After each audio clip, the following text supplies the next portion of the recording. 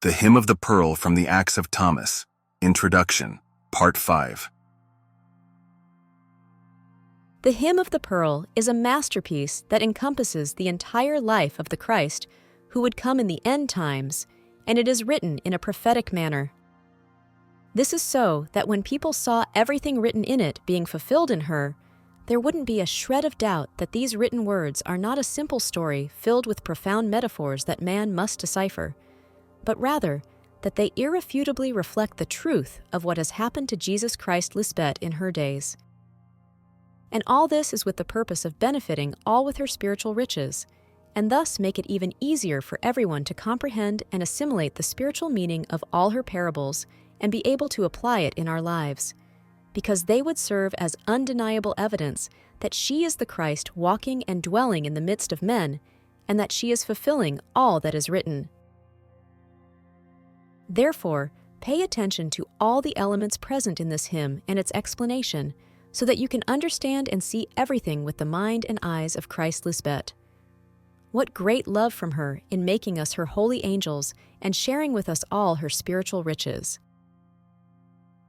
She is making a calling to all to be docile and humble, just like her, in accepting her message of salvation. That is why Christ Lisbet encourages us to pay attention to every detail so that we may understand its revelation and true meaning.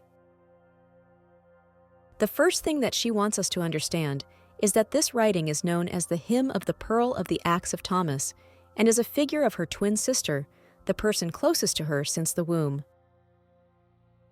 These expressed words of salvation were safeguarded by Thomas, the Didyma, through this wonderful metaphor of the Hymn of the Pearl, so that it would remain as evidence of God's truth and would transcend the centuries until today, in the fulfillment of times, when Christ Lisbet is present, revealing to us all the riches of her knowledge.